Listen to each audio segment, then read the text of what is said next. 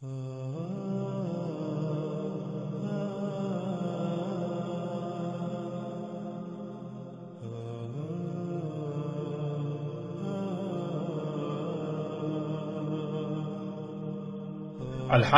ہم مختلف پہلوں سے دجال پر کھل کر بات کر چکے۔ دجال کو کھول کر رکھ دیا، اب کسی کے لیے بھی اس حقیقت کا انکار ممکن نہیں رہا، خواہ وہ کچھ بھی کر لے۔ یہ حقیقت نہیں بدل سکتی کہ دجال انسان کے اپنے ہی ہاتھوں سے خلق کی ہوئی طرح طرح کی غیر معمولی ایجادات ہیں جنہیں وہ اپنے لیے مسیحا سمجھتا ہے، یعنی ان ایجادات کو اپنے لیے فائدہ مند، سہولتیں، آسائشیں اور آسانیاں وغیرہ سمجھتا ہے، انہیں ترقی سمجھتا ہے، لیکن حقیقت یہ نہیں ہے، بلکہ حقیقت اس کے بالکل برعکس ہے، جسے گزشتہ ایک ساتھ میں مختلف پہلوں سے واضح کر دیا گیا کہ یہ مسیحا نہیں بلکہ دجل ہے، یہ دجل عظیم ہے، یہ فساد عظیم ہے، جس کی وجہ سے آج دنیا پر طرح طرح کی تباہیاں مسلط ہو چکی ہیں، جن سے آج کوئی ایک بھی مخلوق محفوظ نہیں رہی اور محفوظ نہیں ہے، اور اسی کی وجہ سے یہی زمین ان قریب وہ جہنم بن جائے گی جس کا وعدہ انسانوں سے کیا گیا۔ ناظرین، اتنا کچھ کھلنے کے باوجود ہم مزید ایسے پہلو پر بھی بات کریں گے کہ جو لوگ اپنی جہالت کی بنا پر اب تک اپنی ضد پر قائم ہیں کہ یہ دجال نہیں، حالانکہ ان کے پاس ایک بھی دلیل نہیں ہے سوائے ضد، حسد، بغض اور دشمنی کے، لیکن ان لوگوں کی جہالت کو مد نظر رکھتے ہوئے،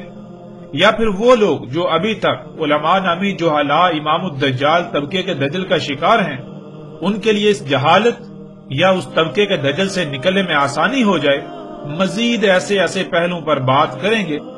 اس کے باوجود بھی اگر کوئی تسلیم نہیں کرتا تو ایسے لوگوں کے لیے اتمام حجت ہو جائے گی، کل روز محشر ان کے پاس کوئی بہانہ نہیں ہوگا۔ ناظرین، رسول اللہ صلی اللہ علیہ وآلہ وسلم نے کہا تھا کہ دجال اس وقت تک نہیں نکلے گا جب تک کہ قسطنطینیہ فتح نہیں ہو جاتا، جیسا کہ آپ سکرین پر روایت کو دیکھ سکتے ہیں۔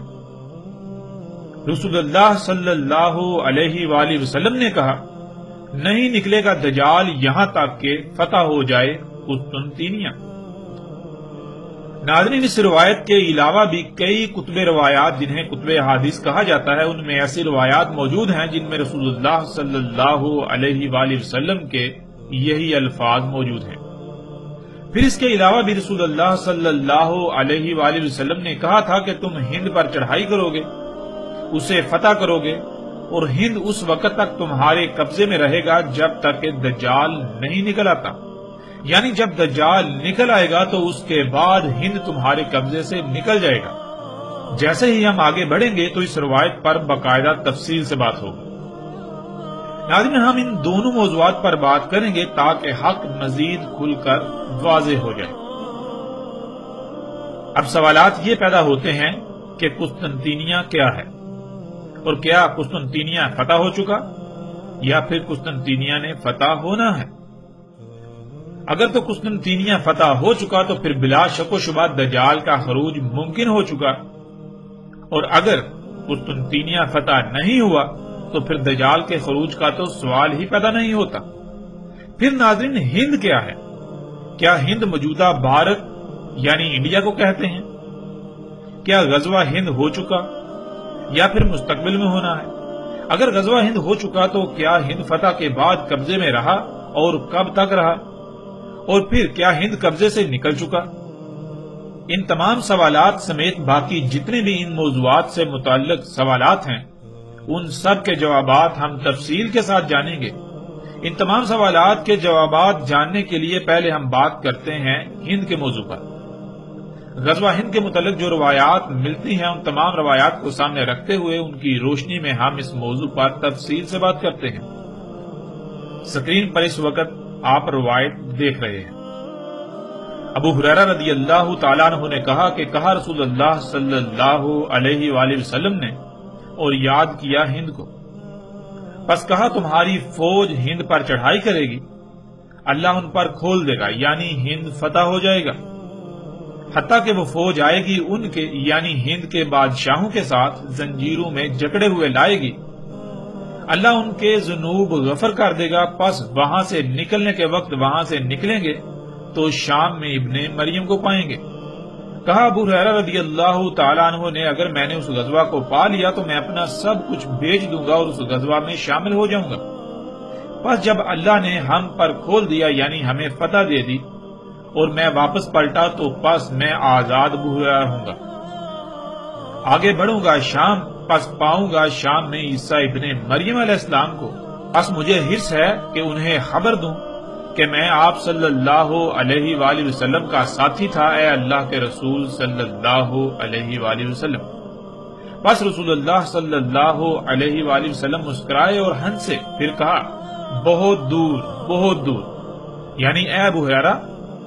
آپ اس غزوے کو ہی نہیں پا سکیں گے اور عیسیٰ ابن مریم علیہ السلام سے ملاقات تو بہت دور کی بات ہے۔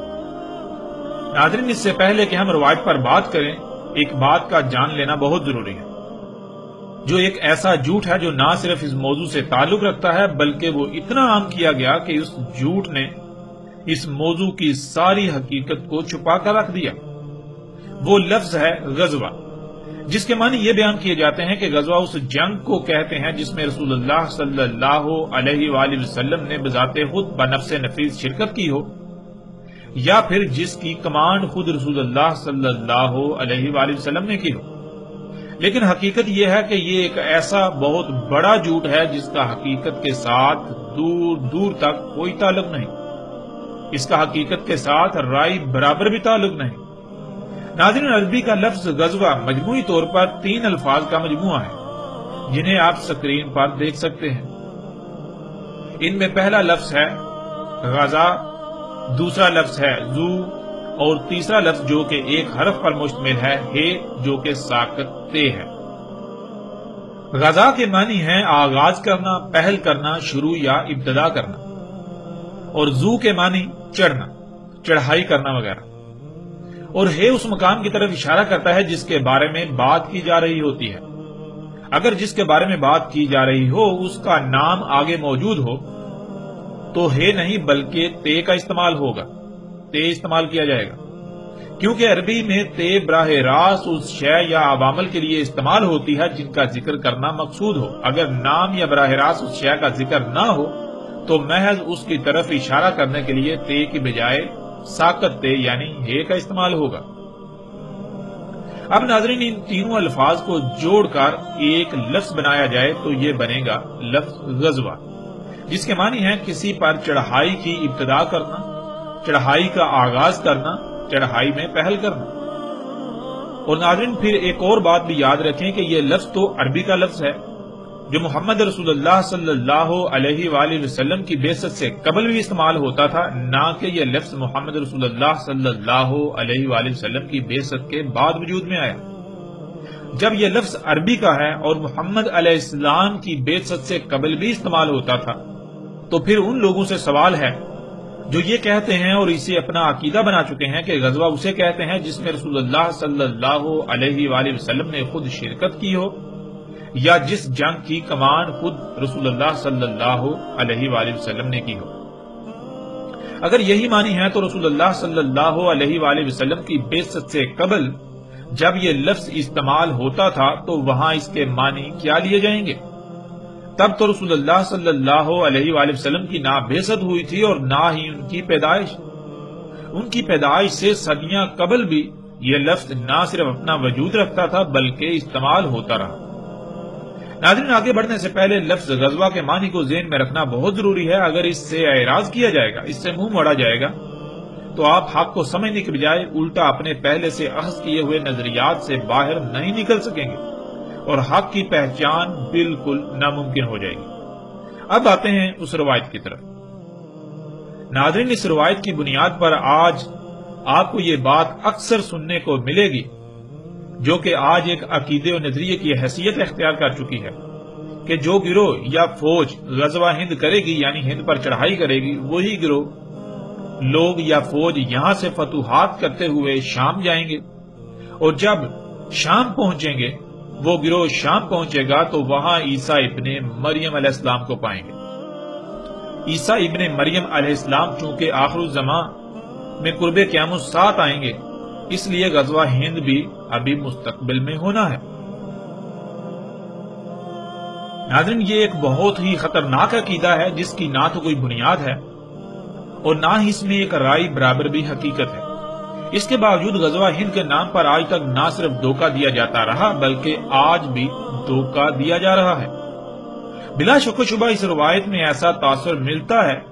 کہ جو لوگ غزوہ ہند کریں گے وہی شام میں عیسیٰ ابن مریم علیہ السلام کو پائیں گے، یعنی یہ ایک ہی گروہ ہے، لیکن حقیقت کیا ہے؟ جیسے ہی ہم آگے بڑھیں گے تو حقیقت کھل کر سامنے آ جائے گی۔ وہ ایک نہیں بلکہ الگ الگ دو گروہ ہیں۔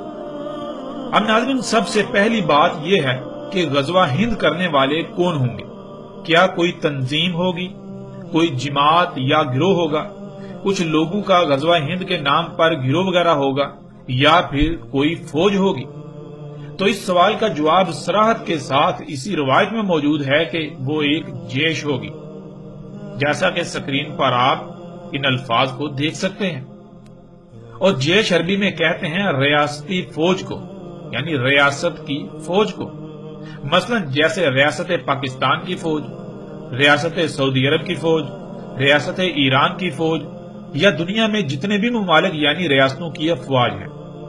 ریاستی فوج کو عربی میں جیش کہتے ہیں۔ روایت میں رسول اللہ صلی اللہ علیہ وآلہ وسلم کے الفاظ صراحت کے ساتھ موجود ہیں کہ غزوہ ہند کرنے والے لوگ ریاست کی فوج ہوگی، ریاستی فوج۔ ناظرین، اس حقیقت سے ان تمام لوگوں کی حقیقت آشکار ہو جاتی ہے جو کسی بھی ریاست کی فوج نہیں بلکہ مختلف گروہ، تنظیمیں یا جماعتیں وغیرہ ہیں،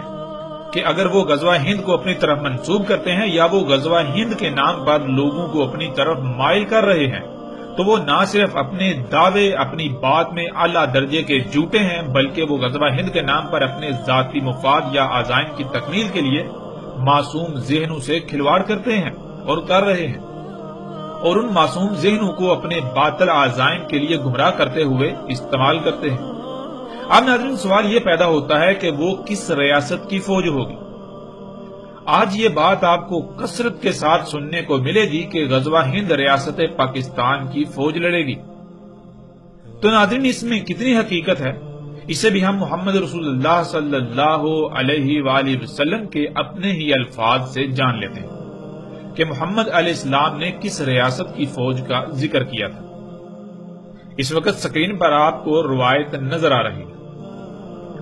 رسول اللہ صلی اللہ علیہ وآلہ وسلم نے کہا، بیت المقدس میں بادشاہ ہوگا، بھیجے گا ایک فوج ہند کی طرف، پس وہ اسے فتح کر لیں گے، پس روندیں گے ہند کی زمین کو اور پائیں گے اس کے خزانے، پس وہ بادشاہ ان خزانوں کو بیت المقدس کی زیبائش پر استعمال کرے گا، اور اس فوج کے آگے ہوں گے ہند کے بادشاہ بیڑیوں میں جکڑے ہوئے، اور وہ فتح کر لیں گے جو درمیان ہے مشرق و مغرب کے، اور رہیں گے ہند میں دجال کے خروج تک، یعنی ہند کو فتح کرنے کے بعد دجال کے خروج تک ہند ان کے قبضے میں رہے گا، لیکن جب دجال نکل آئے گا تب ہند ان کے قبضے سے نکل جائے گا۔ ناظرین، اس روایت میں رسول اللہ صلی اللہ علیہ وآلہ وسلم نے اس سوال کا جواب بھی بہت ہی صراحت کے ساتھ دے دیا جس کا انکار دنیا کی کوئی طاقت نہیں کر سکتی۔ رسول اللہ صلی اللہ علیہ وآلہ وسلم نے کہا کہ بیت المقدس میں بادشاہ ہوگا جو ہند کی طرف فوج بھیجے گا ہند پر چڑھائی کے لیے،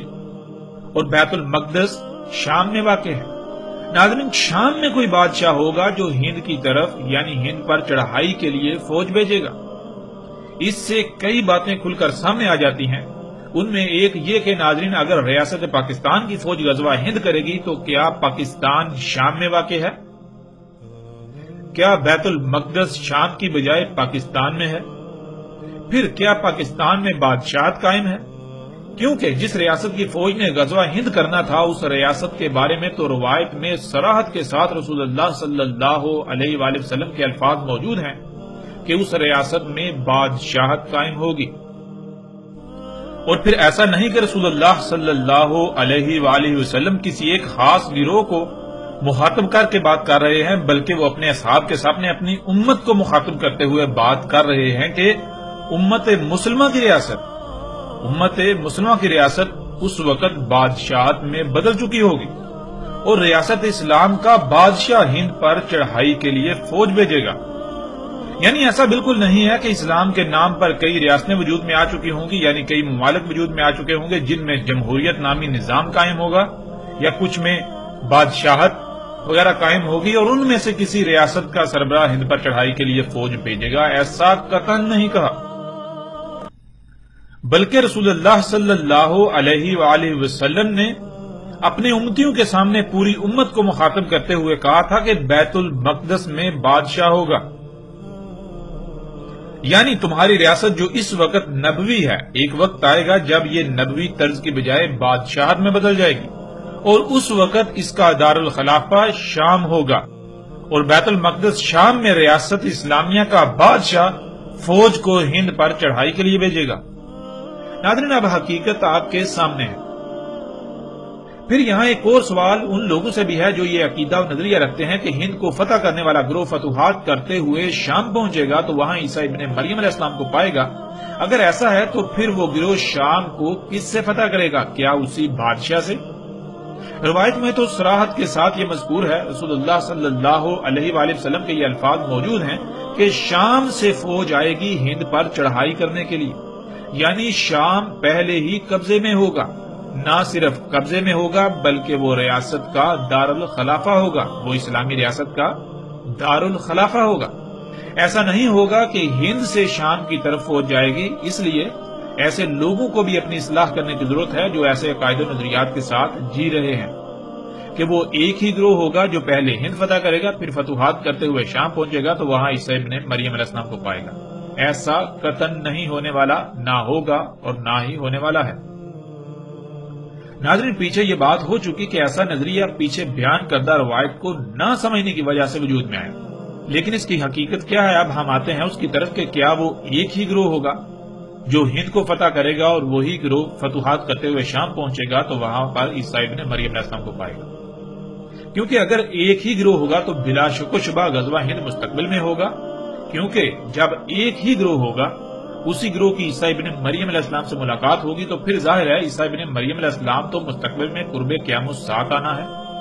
اس لیے پھر غزوہ ہند بھی مستقبل میں ہی ہوگا۔ ناظرین، حقیقت یہ ہے کہ وہ ایک گروہ نہیں بلکہ دو الگ الگ گروہ ہوں گے، اور ایسا کیوں سمجھ لیا گیا کہ وہ ایک ہی گروہ ہوگا؟ اس کی حقیقت پر بھی بات کرتے ہیں، جیسا کہ آپ سکرین پر روایت کو دیکھ سکتے ہیں۔ ابو ہریرہ رضی اللہ تعالیٰ عنہ نے کہا کہ کہا رسول اللہ صلی اللہ علیہ وآلہ وسلم نے اور یاد کیا ہند کو، پس کہا تمہاری فوج ہند پر چڑھائی کرے گی، اللہ ان پر کھول دے گا، یعنی ہند فتح ہو جائے گا، حتیٰ کہ وہ فوج آئے گی ان کے یعنی ہند کے بادشاہوں کے ساتھ زنجیروں میں جکڑے ہوئے لائے گی انہیں، اللہ ان کے ذنوب غفر کر دے گا، پس وہاں سے نکلنے کے وقت وہاں سے نکلیں گے تو شام میں ابن مریم کو پائیں گے۔ کہا ابو ہریرہ رضی اللہ تعالیٰ عنہ نے اگر میں نے اس غزوہ کو پا لیا تو میں اپنا سب کچھ بیچ دوں گا اور اس غزوہ میں شامل ہو جاؤں گا، پس جب اللہ نے ہم پر کھول دیا یعنی ہمیں فتح دے دی اور میں واپس پلٹا تو پس میں آزاد ابو ہریرہ ہوں گا، آگے بڑھوں گا شام، پس پاؤں گا شام میں عیسیٰ ابن مریم علیہ السلام کو، پس مجھے حس ہے کہ انہیں خبر دوں کہ میں آپ صلی اللہ علیہ وآلہ وسلم کا ساتھی تھا، اے اللہ کے رسول صلی اللہ علیہ وآلہ وسلم، یعنی اے عیسیٰ ابن مریم علیہ السلام۔ پس رسول اللہ صلی اللہ علیہ وآلہ وسلم مسکرائے اور ہنسے، پھر کہا بہت دور بہت دور، یعنی اے ابو ہریرہ آپ اس غزوے کو نہیں پا سکیں گے اور عیسیٰ ابن مریم علیہ السلام سے ملاقات تو بہت دور کی بات ہے۔ ناظرین، اب اس روایت سے بظاہر ایسا لگتا ہے کہ وہ ایک ہی گروہ ہوگا، اسی وجہ سے ابو ہریرہ رضی اللہ تعالیٰ عنہ بھی اس غلط فہمی کا شکار ہو گئے تھے۔ اسی غلط فہمی کا شکار ہوتے ہوئے انہوں نے بھی یہی سمجھا کہ وہ ایک ہی گروہ ہوگا جو ہند پر چڑھائی کرے گا اور وہی گروہ شام میں عیسیٰ ابن مریم کو پائے گا۔ لیکن جب ابو ہریرہ رضی اللہ تعالیٰ عنہ نے اپنی خواہش کا اظہار کیا رسول اللہ صلی اللہ علیہ وآلہ وسلم کے سامنے تو رسول اللہ صلی اللہ علیہ وآلہ وسلم نے کیا جواب دیا، اس سے حقیقت بالکل کھل کر واضح ہو جاتی ہے۔ ابو ہریرہ رضی اللہ تعالیٰ عنہ کے الفاظ کو دیکھیے اور پھر رسول اللہ صلی اللہ علیہ وآلہ وسلم کے جواب۔ کہا ابو ہریرہ رضی اللہ تعالیٰ عنہ نے اگر میں نے اس غزوہ کو پا لیا تو میں اپنا سب کچھ بیچ دوں گا اور اس غزوہ میں شامل ہو جاؤں گا، پس جب اللہ نے ہم پر کھول دیا یعنی ہمیں فتح دے دی اور میں واپس پلٹا تو پس میں آزاد ابو ہریرہ ہوں گا، آگے بڑھوں گا شام، پس پاؤں گا شام میں عیسیٰ ابن مریم علیہ السلام کو، پس مجھے حس ہے کہ انہیں خبر دوں کہ میں آپ یعنی محمد علیہ السلام کا ساتھی تھا، اے اللہ کے رسول عیسیٰ ابن مریم علیہ السلام۔ پس رسول اللہ صلی اللہ علیہ وآلہ وسلم مسکرائے اور کہا بہت دور بہت دور، یعنی جب رسول اللہ صلی اللہ علیہ وآلہ وسلم نے ہند کو یاد کرتے ہوئے غزوہ ہند یعنی ہند پر چڑھائی کرنے کا ذکر کیا اور آگے عیسیٰ ابن مریم علیہ السلام کا بھی ذکر کیا تو ابو ہریرہ رضی اللہ تعالیٰ عنہ غلط فہمی کا شکار ہو گئے اور وہ یہ سمجھ بیٹھے کہ ایک ہی گروہ ہوگا جو ہند پر چڑھائی کرے گا اور وہی گروہ جب شام پہنچے گا تو وہاں عیسیٰ ابن مریم علیہ السلام کو پا لے گا۔ اور پھر جب ابو ہریرہ رضی اللہ تعالی عنہ نے رسول اللہ صلی اللہ علیہ وآلہ وسلم کے سامنے اپنی اس خواہش کا اظہار کیا کہ ان کی خواہش ہے کہ وہ اس غزوہ کو پا لیں، اس میں اگر وہ بچ جائیں زندہ بچ جائیں اور پھر جب شام پہنچے تو وہاں وہ عیسیٰ علیہ السلام سے ملاقات کریں، ان کو پا لیں، تو رسول اللہ صلی اللہ علیہ وآلہ وسلم کو اس بات کا علم ہو گیا، یہ علم ہو گیا کہ ابو ہریرہ رضی اللہ تعالی عنہ غلط فہمی کا شکار ہو گئے ہیں اور وہ یہ سمجھ رہے ہیں کہ وہ ایک ہی گروہ ہوگا۔ تو اس وقت رسول اللہ صلی اللہ علیہ وآلہ وسلم نے ان کی یہ غلط فہمی دور کرنے کے لیے اپنی اس بات کی مزید وضاحت کر دی کہ وہ ایک نہیں بلکہ دو مختلف گروہ ہوں گے اور وہ ایک ہی وقت نہیں بلکہ مختلف اوقات میں وہ گروہ ہوں گے، جیسا کہ آپ سکرین پر روایت کو دیکھ رہے ہیں۔ رسول اللہ صلی اللہ علیہ وآلہ وسلم نے کہا میری امت سے دو گروہوں کو اللہ نے آگ سے آزاد کر دیا، ایک جسے آگ سے آزاد کیا وہ ہند پر چڑھائی کرے گا اور دوسرا گروہ وہ جو ہوگا عیسیٰ ابن مریم علیہ السلام کے ساتھ۔ ناظرین، جب ابو ہریرہ رضی اللہ تعالی عنہ پر یہ بات واضح ہو گئی کہ وہ ایک نہیں دو الگ الگ گروہ ہوں گے تو اس کے بعد ابو ہریرہ رضی اللہ تعالیٰ عنہ کے ایسے الفاظ نہیں ملتے کہ جس سے یہ بات ثابت ہو کہ اس کے بعد بھی ابو ہریرہ رضی اللہ تعالیٰ عنہ نے اپنی اسی خواہش کا ذکر کیا ہو، اسی خواہش کا اظہار کیا ہو۔ ابو ہریرہ رضی اللہ تعالیٰ عنہ نے صرف رسول اللہ صلی اللہ علیہ وآلہ وسلم کے سامنے اس وقت اپنی خواہش کا اظہار کیا جب رسول اللہ صلی اللہ علیہ وآلہ وسلم نے ہند کا ذکر کرتے ہوئے ہند کو یاد کرتے ہوئے غزوہ ہند کا ذکر کیا اور ابن مریم سے شام میں ملاقات والی بات کی، اور رسول اللہ صلی اللہ علیہ وآلہ وسلم کو اسی وقت ادراک ہو گیا کہ ابو ہریرہ رضی اللہ تعالیٰ عنہ یہ سمجھ رہے ہیں کہ وہ ایک ہی گروہ ہوگا جو غزوہ ہند میں شریک ہوگا اور اس کے بعد شام میں ابن مریم سے ملے گا۔ اسی وجہ سے رسول اللہ صلی اللہ علیہ وآلہ وسلم نے اس کی وضاحت کر دی کہ وہ ایک گروہ نہیں بلکہ وہ دو الگ الگ گروہ ہوں گے، جیسا کہ پیچھے بیان کردہ روایت میں آپ دیکھ چکے ہیں۔ اور اس کے بعد ابو ہریرہ رضی اللہ تعالیٰ عنہ کے جو بھی الفاظ ملتے ہیں ان میں یہی ملتا ہے کہ ابو ہریرہ رضی اللہ تعالیٰ عنہ نے اس کے بعد کبھی بھی ابن مریم علیہ السلام سے ملاقات کی خواہش کا اظہار نہیں کیا بلکہ وہ صرف غزوہ ہند میں شمولیت کی خواہش کا شدت سے اظہار کیا کرتے تھے، جس سے یہ بھی ثابت ہو جاتا ہے کہ ابو ہریرہ رضی اللہ تعالیٰ عنہ کو یقین تھا اور علم تھا کہ غزوہ ہند اتنا قریب ہے کہ ہو سکتا ہے وہ اتنی زندگی پا لیں کہ اس میں شریک ہو سکیں۔ اور جب غور کریں تو یہ بات ثابت بھی ہو جاتی ہے کہ ابو ہریرہ رضی اللہ تعالیٰ عنہ اپنی خواہش کا جو اظہار کرتے تھے وہ حقیقت میں اسی لیے کرتے تھے کہ غزوہ ہند بہت قریب تھا اور ان کو لگتا تھا کہ ہو سکتا ہے وہ تب تک حیات ہوں اور اسے پا لیں۔ جیسا کہ ابو ہریرہ رضی اللہ تعالیٰ عنہ کی وفات 77 سال کی عمر میں سن 57 ہجری میں ہوئی اور غزوہ ہند ابو ہریرہ رضی اللہ تعالیٰ عنہ کی وفات کے صرف 33 سال بعد 90 ہجری میں ہوا، یعنی اگر ابو ہریرہ رضی اللہ تعالیٰ عنہ مزید 33 سال زندہ رہتے تو وہ غزوہ ہند کو پا لیتے۔ یہی وہ وجہ تھی جس وجہ سے ابو ہریرہ رضی اللہ تعالیٰ عنہ اپنی اس خواہش کا اظہار کیا کرتے تھے، کیونکہ انہیں اس بات کا علم تھا کہ غزوہ ہند قریب ترین ہونے والے واقعات میں سے ایک ہے۔ ناظرین، اب سوال یہ پیدا ہوتا ہے کہ ابو ہریرہ رضی اللہ تعالیٰ عنہ کو کیسے اس بات کا علم تھا کہ غزوہ ہند قریب ترین ہونے والے واقعات میں سے ایک ہے، کہ ہو سکتا ہے کہ وہ اسے پا لیں؟ تو اس کا جواب بھی بالکل واضح ہے، جیسا کہ سکرین پر آپ روایت کو دیکھ رہے ہیں۔ ابو ہریرہ رضی اللہ تعالی عنہ نے کہا ہم سے وعدہ لیا یا وعدہ کیا رسول اللہ صلی اللہ علیہ وآلہ وسلم نے غزوہ ہند یعنی ہند پر چڑھائی کرنے کا، بس اگر میں نے اسے پا لیا خرچ کروں گا اس میں اپنی جان اور اپنے مال کو، بس اگر قتل ہو گیا تو ہوں گا افضل الشہداء سے، اور اگر واپس پلٹا میں ہوں گا آزاد کر دیا گیا ابو ہریرہ، یعنی جہنم کی آگ سے آزاد کر دیا گیا۔ ناظرین، اس روایت میں بالکل صراحت کے ساتھ واضح ہے کہ ابو ہریرہ رضی اللہ تعالیٰ عنہ یہ کہہ رہے ہیں کہ رسول اللہ صلی اللہ علیہ وآلہ وسلم نے ان سے ہند پر چڑھائی کرنے کا وعدہ لیا۔ مطلب یہ کہ رسول اللہ صلی اللہ علیہ وآلہ وسلم اپنے اصحاب کو یہ بتا رہے ہیں کہ ہند پر چڑھائی تمہاری زندگیوں میں ہی ہوگی، تو اس وقت تک تم میں سے جو زندہ رہے تو وہ وعدہ کرے کہ ہند پر چڑھائی کرنے والوں میں شامل ہوگا، شمولیت اختیار کرے گا۔ پھر کئی روایات ایسی ہیں جن میں رسول اللہ صلی اللہ علیہ وآلہ وسلم کے واضح ترین الفاظ موجود ہیں کہ رسول اللہ صلی اللہ علیہ وآلہ وسلم نے کہا تھا کہ آج جو آنکھ کھلی ہے وہ 100 سال تک بند ہو جائے گی۔ یعنی بہت سی روایات میں یہ بات صراحت کے ساتھ ملتی ہے کہ رسول اللہ صلی اللہ علیہ وآلہ وسلم نے کہا تھا کہ میرے اصحاب 100 سال تک زندہ رہیں گے، 100 سال بعد میرے اصحاب میں سے کوئی زندہ نہیں رہے گا، جس سے یہ بات بالکل کھل کر واضح ہو جاتی ہے کہ غزوہ ہند رسول اللہ صلی اللہ علیہ وآلہ وسلم کے بعد 100 سال کے اندر اندر ہونا تھا، اور جب غزوہ ہند 100 سال کے اندر اندر ہونا تھا تو اس وقت رسول اللہ صلی اللہ علیہ وآلہ وسلم کے کئی اصحاب کا زندہ ہونا اور اس میں شرکت کرنا بھی لازم تھا۔ ناظرین، یہ وہ وجہ تھی جس وجہ سے ابو ہریرہ رضی اللہ تعالیٰ عنہ نے غلط فہمی دور ہونے کے بعد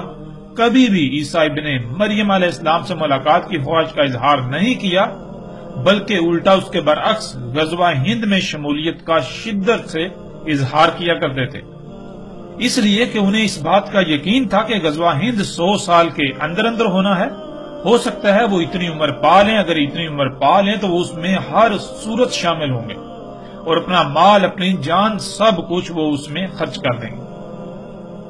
ناظرین، اب اگر دیکھا جائے تو رسول اللہ صلی اللہ علیہ وآلہ وسلم نے ایک نہیں کئی مواقع پر یہ بات کہی کہ میرے اصحاب 100 سال تک زندہ رہیں گے، تو کیا ابو ہریرہ رضی اللہ تعالیٰ عنہ کو اس بات کا علم نہیں تھا کہ وہ پیچھے جو عمر پا چکے اس کے علاوہ وہ اگر زندہ رہتے ہیں تو زیادہ سے زیادہ 100 سال؟ جب انہیں اس بات کا علم تھا اور پھر غزوہ ہند اگر آخر الزمان میں جا کر ہونا تھا، قرب قیامت الساعۃ کے قریب ہونا تھا، تو پھر وہ کیسے اپنی اس خواہش کا اظہار کر سکتے ہیں؟ جبکہ انہیں اس بات کا علم ہے کہ وہ زیادہ سے زیادہ 100 سال زندہ رہ سکتے ہیں، لیکن غزوہ ہند 100 سال بعد یعنی کہ صدیوں بعد جا کے ہوگا۔ جب انہیں اس بات کا علم تھا تو پھر اس کے باوجود وہ کیوں شدت سے اپنی اس خواہش کا اظہار کیا کرتے تھے؟ یہ بات بالکل واضح ہے، اس لیے کہ انہیں اس بات کا علم تھا کہ غزوہ ہند 100 سال کے اندر اندر ہونا ہے، نہ کہ اس کے بعد۔ اور رسول اللہ صلی اللہ علیہ وآلہ وسلم کی وفات کے بعد جب کبھی بھی ابو ہریرہ رضی اللہ تعالیٰ عنہ نے اپنی اس خواہش کا اظہار کیا تو اس میں کبھی بھی عیسیٰ ابن مریم علیہ السلام سے ملاقات کی خواہش کا اظہار نہیں کیا، بلکہ انہوں نے صرف اور صرف غزوہ ہند میں شمولیت کے خواہش کا اظہار کیا، جیسا کہ آپ ان روایات میں دیکھ سکتے ہیں۔ رسول اللہ صلی اللہ علیہ وآلہ وسلم نے کہا، میری امت سے 2 گروہوں کو اللہ نے آگ سے آزاد کر دیا، ایک جسے آگ سے آزاد کیا وہ ہند پر چڑھائی کرے گا، اور دوسرا گروہ وہ جو ہوگا عیسیٰ ابن مریم علیہ السلام کے ساتھ۔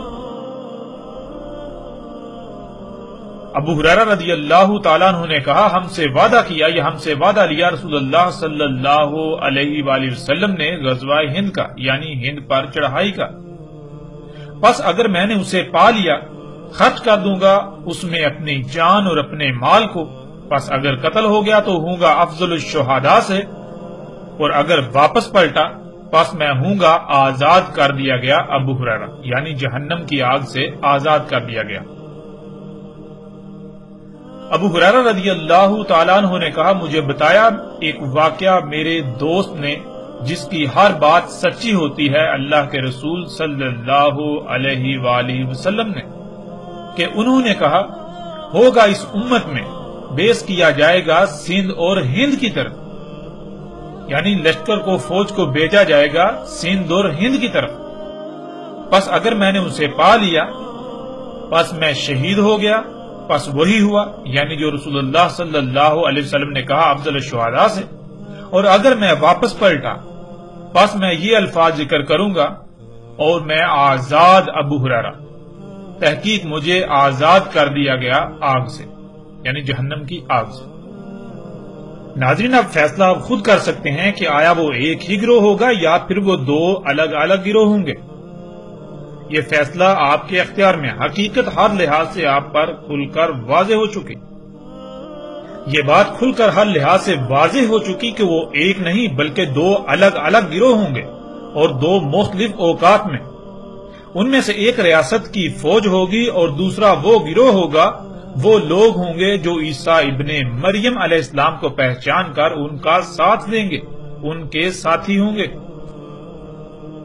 جب اس بات کی وضاحت ہو گئی تو ابو ہریرہ رضی اللہ تعالیٰ عنہ پر بھی یہ حقیقت واضح ہو گئی، اسی وجہ سے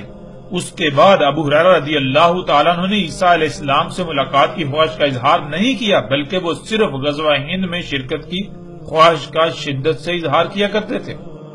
جیسا کہ آپ ان روایات میں دیکھ چکے ہیں، جس سے یہ بات بالکل صراحت کے ساتھ واضح ہو جاتی ہے کہ غزوہ ہند بہت ہی قریب ہونے والے مارکوں میں سے ایک تھا، یعنی ابو ہریرہ رضی اللہ تعالیٰ عنہ کو یہ یقین تھا کہ غزوہ ہند 100 سال کے اندر اندر ہونا ہے، اگر وہ اس وقت تک زندہ رہے، انہوں نے اس غزوے کو پا لیا تو وہ اس میں شرکت کریں گے، اپنا سارا مال اس میں خرچ کر دیں گے، اپنی جان تک اس میں خرچ کر دیں گے، لیکن وہ اسے نہ پا سکے کیونکہ وہ اس سے پہلے ہی وفات پا گئے۔ اب ناظرین جیسے رسول اللہ صلی اللہ علیہ وآلہ وسلم نے کہا تھا بالکل ویسا ہی ہوا۔ رسول اللہ صلی اللہ علیہ وآلہ وسلم نے کہا تھا کہ خلافت علی منہاج النبوہ یعنی نبوت کی طرز پر خلافت رہے گی، یعنی جو نائبیت ہے وہ رہے گی 30 سال۔ مطلب یہ کہ جو ریاست میں قائم کر کے جا رہا ہوں یہ ہے نبوی ریاست، اور میرے بعد یہ ریاست نبوی طرز پر رہے گی 30 سال، اس کے بعد خلافت بادشاہت میں بدل جائے گی، یعنی جیسا نظام ریاست رسول اللہ صلی اللہ علیہ وآلہ وسلم وضع کر کے گئے تھے ویسا صرف 30 سال تک چلے گا، اس کے بعد اس کے برعکس بادشاہت قائم ہو جائے گی۔ خلافت علی منہاج النبوہ میں ریاست کے سربراہ کے لیے مشاورت کا حکم ہے کہ خلیفہ مومنوں کی مشاورت سے آنا چاہیے، یعنی جو ریاست کا سربراہ ہے وہ مومنوں کی مشاورت سے آنا چاہیے، اور اس کے برعکس بادشاہت کہتے ہیں نسل در نسل اقتدار کے منتقل ہونے کو،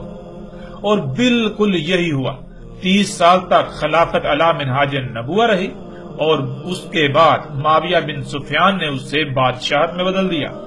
یوں خلافت بنو امیہ کے خاندان میں بادشاہت کی صورت اختیار کر گئی۔ معاویہ بن سفیان نے اپنے آخری ایام میں اپنے بیٹے یزید بن معاویہ کو اقتدار منتقل کر دیا، یزید بن معاویہ کے بعد اس کے بیٹے، اور اسی طرح یہ بادشاہت چلتی رہی۔ اسی دوران نہ صرف ریاست اسلامیہ کا دارالخلافہ شام تھا بلکہ ایک ایسا بادشاہ آیا جس کا نام عبد الملک بن مروان تھا۔ شام میں موجود بادشاہ عبد الملک بن مروان نے ریاستی فوج کو سندھ اور ہند پر چڑھائی کے لیے بھیجا، اور حیران کن طور پر اس وقت سندھ اور ہند میں بھی بادشاہتیں قائم تھیں۔ اس فوج نے نہ صرف سندھ اور ہند کو فتح کیا بلکہ اس کے بادشاہوں کو، اس کے امراء کو بیڑیوں میں جکڑ کر شام میں موجود بادشاہ کے سامنے پیش کیا، یعنی بالکل ویسا ہی ہوا، وہی ہوا جس کا ذکر محمد رسول اللہ صلی اللہ علیہ وآلہ وسلم نے کیا تھا، اور پھر کئی صدیاں تک ہند انہی کے قبضے میں رہا یہاں تک کہ دجال کا خروج نہیں ہو گیا۔ ناظرین آپ یہ جان کر چونک جائیں گے کہ جسے آج آپ صنعتی انقلاب کا نام دیتے ہیں، جسے صنعتی انقلاب کا نام دیا جاتا ہے، صنعتی انقلاب جو کہ دجال ہے، ہم پیچھے ہر لحاظ سے، ہر پہلو سے واضح کر چکے گزشتہ ایک ساتھ میں۔ اس کی ابتدا برطانیہ سے ہوئی۔ دجال کے خروج کے بعد برطانیہ ہی وہ واحد ملک تھا جس نے ہند کو مسلمانوں سے ان کے ہند پر کئی صدیوں کے قبضے کے بعد چھین لیا، یوں ہند مسلمانوں کے قبضے سے نکل گیا۔ اب ناظرین، جب رسول اللہ صلی اللہ علیہ وآلہ وسلم نے بالکل صراحت کے ساتھ یہ کہا تھا کہ ہند اس وقت تک تمہارے قبضے میں رہے گا جب تک کہ دجال نہیں نکل آتا، جب دجال نکل آئے گا تو ہند تمہارے قبضے سے نکل جائے گا، تو پھر یہ کیسے ہو سکتا ہے کہ ہند کو قبضے سے نکلے ہوئے بھی صدی سے زائد کا عرصہ گزر چکا، یہاں تک کہ اب تو ہند کا وجود تک بھی مٹ چکا اور دجال ابھی تک نکلا ہی نہیں؟ یہ کیسے ہو سکتا ہے؟ کیا نعوذ باللہ محمد اللہ کے رسول جھوٹے تھے؟ کیا انہوں نے جھوٹ کہا تھا؟ کیا انہوں نے جھوٹ کہا تھا کہ ان کی بات پوری نہ ہوئی؟ کیونکہ جب ہند کو قبضے سے نکلے ہوئے بھی ایک صدی سے زائد کا عرصہ گزر چکا تو پھر دجال کیوں نہ نکلا؟ رسول اللہ صلی اللہ علیہ وآلہ وسلم کے الفاظ کے مطابق تو دجال ہند کے قبضے سے نکلنے سے پہلے نکلنا تھا، دجال کا خروج ہند قبضے سے نکلنے سے پہلے ہونا تھا۔ ہند قبضے سے نکلے صدی سے زائد عرصہ گزر چکا، لیکن سب کے سب خود کو مومن و مسلم کہلوانے والے آج بھی دجال کے انتظار میں ہیں۔ آخر ایسا کیوں؟ پھر ناظرین، یہاں قادیانی لوگوں کو بھی غور و فکر کی ضرورت ہے کہ عیسیٰ ابن مریم علیہ السلام نے دجال کے خاتمے کے وقت آنا تھا، نہ کہ دجال کے اوائل میں۔ یعنی عیسیٰ ابن مریم علیہ السلام کی موجودگی میں دجال کا خاتمہ ہونا تھا، نہ کہ عیسیٰ ابن مریم علیہ السلام کے گزر جانے کے بعد بھی دجال دنیا میں دندناتا پھرتا۔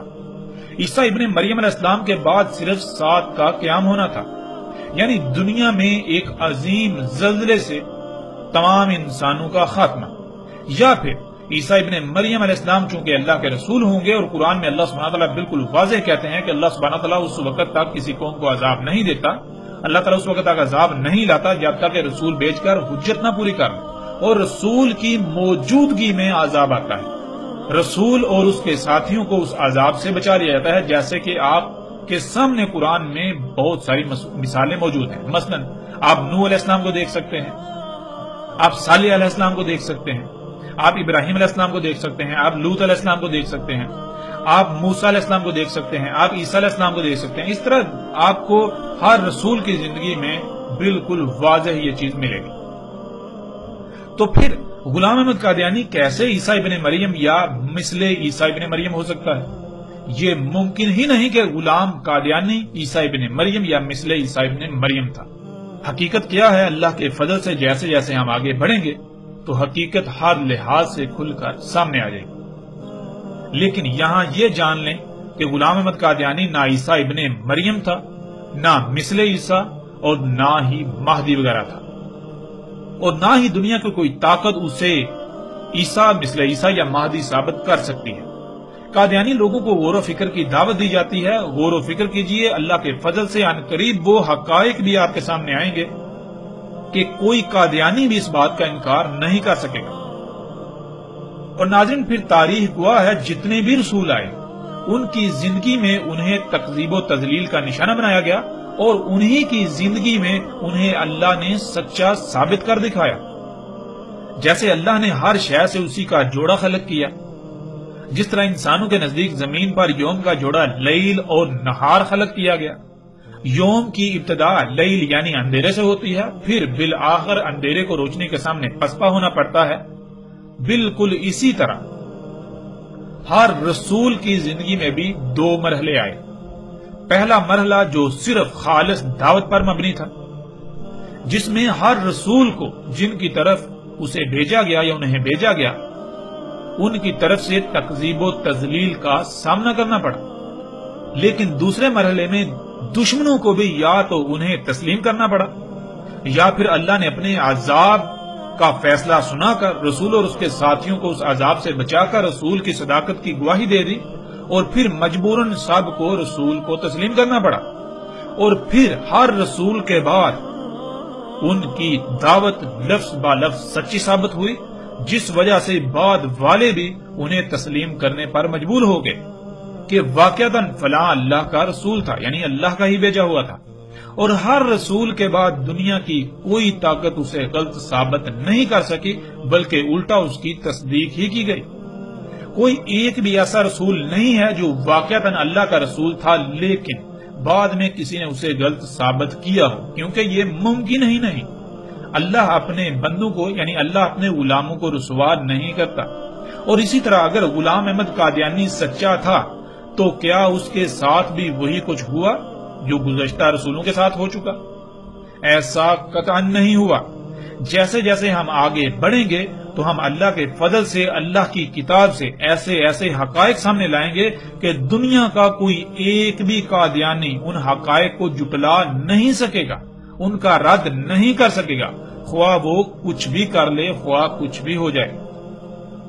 اور پھر اگر غلام احمد قادیانی اللہ کا رسول تھا تو پھر اسے بھی کوئی جھوٹا ثابت نہیں کر سکتا، لیکن اگر ایسا ہو جاتا ہے تو غلام احمد قادیانی اللہ کا رسول نہیں بلکہ کذاب ثابت ہوگا،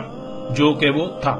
اور اللہ کے فضل سے ان قریب حقیقت آپ خود جان لیں گے جسے دنیا کا کوئی ایک بھی قادیانی غلط ثابت نہیں کر سکے گا اور نہ ہی اس حقیقت کا رد کر سکے گا،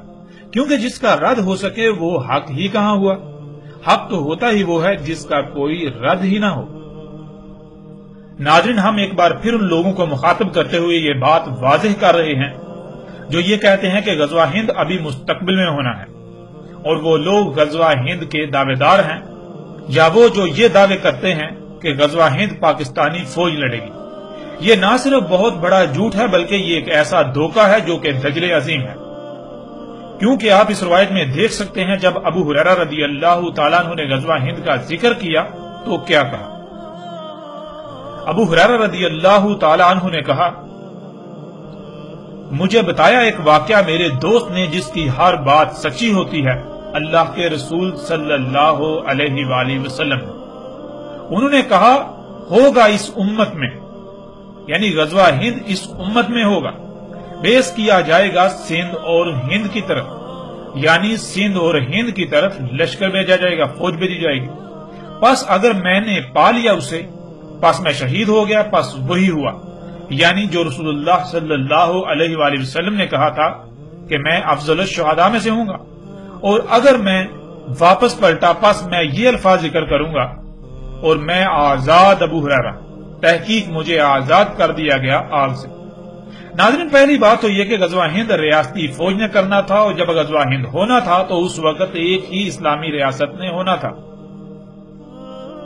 اس ریاست کا دارالخلافہ شام ہونا تھا، اور اس وقت اسلامی ریاست میں بادشاہت ہونا تھی۔ بیت المقدس شام میں موجود ریاست اسلامیہ کے سربراہ یعنی بادشاہ نے ریاستی فوج کو سندھ اور ہند پر چڑھائی کے لیے بھیجنا تھا۔ پھر اس وقت سندھ اور ہند میں بھی بادشاہتیں ہونا تھی۔ سندھ اور ہند کے بادشاہوں کو اس فوج نے بیڑیوں میں جکڑ کر بیت المقدس شام میں بادشاہ کے سامنے پیش کرنا تھا۔ اور سب سے بڑی بات یہ، اس غزوہ کا محمد رسول اللہ صلی اللہ علیہ وآلہ وسلم کے بعد 100 سال کے اندر اندر ہونا تھا۔ بالکل 100% یہ ماضی میں ہو چکا، جیسے رسول اللہ صلی اللہ علیہ وآلہ وسلم نے کہا، بالکل عین اسی طرح ہوا، عین اسی طرح یہ ہو چکا۔ ناظرین، جو لوگ غزوہ ہند پاکستان سے کروانے کے دعوے دار ہیں وہ جان بوجھ کر یہ باتیں چھپا دیتے ہیں کہ غزوہ ہند کرنے والی فوج نے ہند پر چڑھائی کرنے سے پہلے سندھ پر چڑھائی کرنا تھی۔ اس فوج نے سندھ اور ہند کے باہر عرب سے آنا تھا، اور پاکستان تو بذات خود ماضی کے سندھ اور ہند کے علاقوں پر مشتمل ریاست ہے۔ آج تک یہ عام عوام کو اتنے عظیم دھوکے میں مبتلا کر کے اپنے ذاتی مفاد اور اپنے خود ساتہ عزائم پورے کرنے کی غرض سے محمد رسول اللہ صلی اللہ علیہ وآلہ وسلم کی ذات پر جھوٹ باندھتے رہے، بہتان عظیم باندھتے رہے، لیکن انہیں بالکل بھی شرم نہ آئی، انہیں بالکل بھی احساس نہ ہوا کہ یہ کتنا بڑا جرم کر رہے ہیں۔ محمد رسول اللہ صلی اللہ علیہ وآلہ وسلم نے اپنی طرف جھوٹ منسوب کرنے والوں کو سخت ترین عذاب کی بشارت سنائی تھی، لیکن ان لوگوں کو اس کی پرواہ کیوں کر ہوگی؟ کیونکہ ان کی حقیقت تو آپ پر پہلے ہی گزشتہ ایک ساتھ میں بالکل واضح ہو چکی، کھل چکی کہ یہ لوگ امام الدجال ہیں، وہ لوگ جنہوں نے آج تک دجال پر پردہ ڈالے رکھا۔ یہ لوگ دجال کے لیے ڈھال بنے رہے اور دجال کو انسانوں کے لیے مسیحا بنا کر پیش کرتے رہے۔ اور پھر ناظرین، ان تمام کے تمام لوگوں کو بھی سوچنا چاہیے اس سے پہلے کہ دیر ہو جائے، وقت ہاتھ سے نکل جائے، جو غزوہ ہند کے نام پر مختلف دھوکہ بازوں کے چنگل میں پھنسے ہوئے ہیں، جو ان کے دجل کا شکار ہو کر ان کے مذموم مقاصد کو پروان چڑھانے میں اعلیٰ کار بن رہے ہیں، جان لو ہر لحاظ سے حق تم پر واضح ہو چکا۔ آج تم حق سے اعراض تو کر سکتے ہو، لیکن کل کو تمہارے پاس کوئی عذر نہ ہوگا۔ آج وقت ہے، فیصلہ تمہارے اپنے ہاتھ میں ہے۔ اپنی آنکھیں کھولو اس سے پہلے کہ وہ وقت آ جائے جب سوائے پچھتاوے کے کچھ نہ رہے۔ اور پھر یہ بھی جان لیں کہ رسول اللہ صلی اللہ علیہ وآلہ وسلم نے جس وقت کہا تھا، اس وقت ہند مشرکین کے قبضے میں تھا، اور اس وقت ہند اپنا وجود رکھتا تھا۔ اب جب کہ رسول اللہ صلی اللہ علیہ وسلم یہ کہہ رہے ہیں کہ تم ہند پر چڑھائی کرو گے، تو پھر یہ ذہن میں رکھیں کہ جب بھی ہند پر چڑھائی ہوگی، یعنی کہ جب پہلی بار جب ہند پر یعنی کہ جب ریاست اسلام کی طرف سے ہند پر چڑھائی ہوگی تو اس کا ذکر کیا جا رہا ہے۔ ہرگز ایسا نہیں کہا رسول اللہ صلی اللہ علیہ وسلم نے کہ تم ہند پر چڑھائی کرو گے، اس کے بعد ہند فتح کر لو گے، پھر تم ہند میں رہو گے اس وقت تک جب تک ہند تمہارے قبضے سے نکل نہیں جاتا۔ پھر جب ہند تمہارے قبضے سے نکلے گا پھر وہ مختلف ٹکڑوں میں تقسیم ہو جائے گا، یعنی ممالک میں تقسیم ہو جائے گا۔ تو ہند جو ہے وہ سری لنکا، بنگلہ دیش، نیپال، انڈیا اور پاکستان، ان ممالک کی صورت میں تقسیم ہو جائے گا۔ تو اس وقت تم جو ہے ان میں سے جو انڈیا نامی خطہ ہے اس پر چڑھائی کرو گے، ایسا قطعاً کہیں بھی رسول اللہ صلی اللہ علیہ وآلہ وسلم نے نہیں کہا۔ آج ہند کا وجود ہی نہیں، آج ہند کا وجود ہی نہیں ہے۔ دنیا کا نقشہ اٹھا کر دیکھیں تو دنیا کے نقشے سے آپ کو ہند نہیں ملے گا۔ آپ کو پاکستان ملے گا، آپ کو انڈیا ملے گا، آپ کو نیپال ملے گا، آپ کو سری لنکا ملے گا، آپ کو بنگال ملے گا، بنگلہ دیش ملے گا۔ تو ناظرین، آج پہلی بات تو یہ کہ ہند کا وجود ہی ختم ہو چکا۔ رسول اللہ صلی اللہ علیہ وآلہ وسلم نے ہند پر چڑھائی کا کہا تھا، نہ کہ بنگلہ دیش یا انڈیا یا نیپال یا سری لنکا کا کہا۔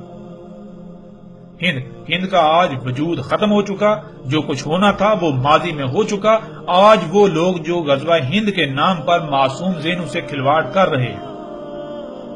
وہ اپنے دعوے میں، اپنی بات میں انتہائی اعلیٰ درجے کے جھوٹے ہیں، کذاب ہیں، ان کے دھوکے میں مت آئیے۔ حقیقت ہم نے ہر لحاظ سے آپ کے سامنے رکھ دی۔ اس کے باوجود بھی اگر آپ شخصیات سے متاثر ہیں، انہیں اپنا الہ بنانا چاہتے ہیں، آپ مختلف گروہوں سے متاثر ہیں، آپ اپنی ہی خواہشات کی تباہ کرنا چاہتے ہیں، تو پھر آپ کے لیے رستہ کھلا ہے۔ آپ جو جی میں آئے کریں، جو جی چاہے کریں، لیکن یہ جان لیں حق آپ کے سامنے کھل چکا۔ کل کو آپ کے لیے کوئی ایک بھی بہانہ یہ نہیں ہوگا کہ آپ کو فلاں نے گمراہ کر دیا، آپ فلاں کے جانسے میں آ گئے۔ آپ کے پاس کوئی ایک بھی بہانہ نہیں رہے گا۔ اب اس موضوع کے آخر میں ان تمام لوگوں سے سوال کیا جاتا ہے کہ جب رسول اللہ صلی اللہ علیہ وآلہ وسلم کے الفاظ کے عین مطابق سندھ اور ہند پر چڑھائی ہوئی، اسے فتح کیا گیا، وہ صدیوں تک مسلمانوں کے قبضے میں رہا، بالآخر وہ قبضے سے نکل گیا۔ جب قبضے سے نکلا تو ہند کا وجود ختم ہو گیا، پھر وہ ہند نہیں رہا۔ اور رسول اللہ صلی اللہ علیہ وآلہ وسلم نے کہا تھا کہ ہند تمہارے قبضے سے اس وقت تک نہیں نکلے گا جب تک کہ دجال نہیں نکلا تھا۔ دجال کے نکلنے کے بعد ہند تمہارے قبضے سے نکلے گا۔ تو غور کریں، ہند قبضے سے نکلے ہوئے ایک صدی سے زائد کا عرصہ گزر چکا، یہاں تک کہ ہند کا وجود ہی مٹ چکا، تو پھر دجال کہاں گیا؟ کیا رسول اللہ صلی اللہ علیہ وآلہ وسلم نے جھوٹ کہا تھا؟ قطعاً نہیں، قطعاً نہیں، قطعاً نہیں۔ رسول اللہ صلی اللہ علیہ وآلہ وسلم نے ایک ایک بات سچ کہی تھی، اور الحمدللہ اللہ کے فضل سے ہم نے اللہ کے رسول محمد علیہ السلام کی ایک ایک بات کی تصدیق کر دی اور ایک ایک بات کی تصدیق کر رہے ہیں۔ دجال کا خروج تو کب کا ہو چکا، اب تو دجال کے خاتمے کا وقت بھی سر پر آ چکا ہے، اور آپ عنقریب اپنی آنکھوں سے دجال کا خاتمہ ہوتا ہوا دیکھیں گے۔